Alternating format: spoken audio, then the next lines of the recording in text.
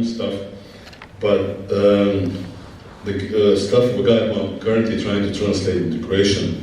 It's the unsung hero of the American California counterculture.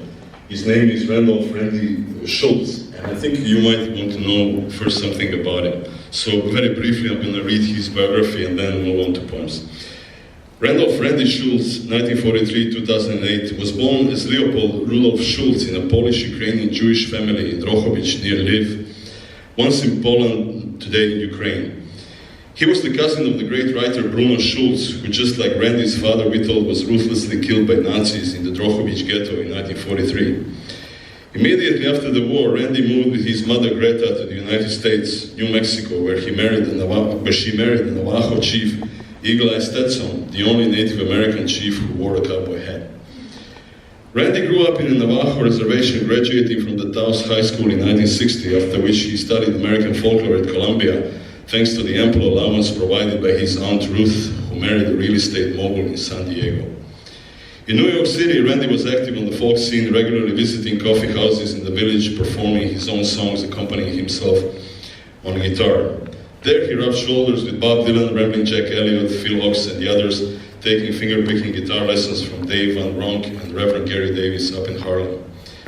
Having heard the Byrds' version of Mr. Tambourine Man in 1965, he instantly moved to California, where he studied anthropology and psychoanalysis at Berkeley, still generously supported by his lovely Aunt Ruth, and there he began writing poetry. He soon established himself as a prominent California underground poet, befriending Jim Morrison and Michael McClure, as well as Henry Miller, with whom he often visited in Big Sur.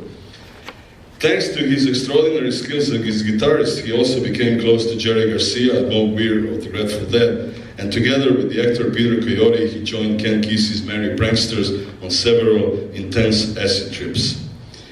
During his LA years, as an eloquent and erudite man about town, Randy was a regular at Joan Didion's Malibu house parties and taught Warren Beatty how to roll super thin spliffs containing potent Mexican grass.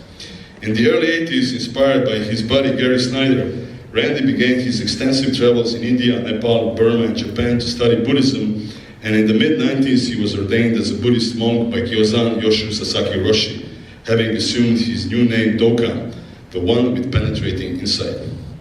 He spent the rest of his life teaching Zen at the Naropa Institute in Boulder, Colorado, still writing poetry but stubbornly refusing to publish it.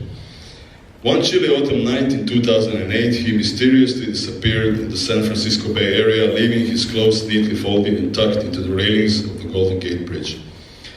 Randolph Randy Schultz's first ever collection of poetry, Satori in Monument Valley, will be published by Up Ovo Press, Cheyenne, Wyoming in 2021.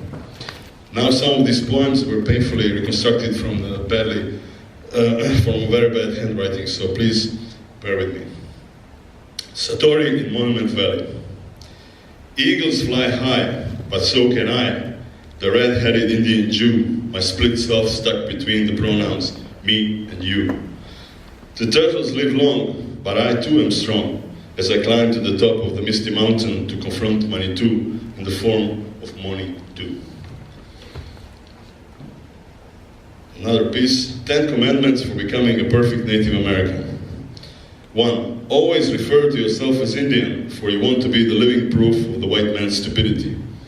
2. Never allow your squad to chew leather for moccasins in front of white liberals, for they will instantly feel the need to liberate you. 3. Beware of booze, for it will fry your brain like freebase coke, making you want to rattle senselessly like Nixon on Benzedrine. 4. Never believe the latest hype and don't stuff hashish into your peace pipe. Number 5. Stick to your ancestors' old dictionary, using phrases like firewater, iron horse, steel bird, choo-choo train, because our language is made of composite images and not of arbitrary designs. 6. Remember that common truths about indigenous peoples are often dead wrong and based on stereotypes from pop culture. In reality, natives have rich history and are worthy of more than token recognition. 7. Be brave and feel free to date white girls, especially if they look like Rita Coolidge circa 1972, and you will be accepted in Nashville too. Number 8. Never share your pipe or your wife with a stranger. Preserve your dignity, for you are neither a hippie nor a yuppie. Number 9. Enjoy spontaneously every human encounter and be as free as a big multicolored bird in this motley, shame-free world.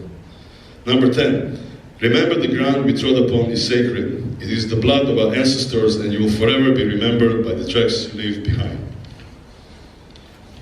Now a shorter piece. Georgia O'Keeffe's Turntable. Sweet Georgia Brown urged me to bring a new cartridge for her belt-driven Torrance TD-124, which I did, Orthophone Aria ST-75. So here we are, reclining comfortably in her wooden armchairs, listening to Sibelius, sipping ice-cold gin, observing the desert sunset wordlessly like two fluttering bats basking in the warm New Mexican night. And the last one, of course, a haiku. Sunrise in Nebraska, stranded, out of gas. It's a gas. Thank you very much.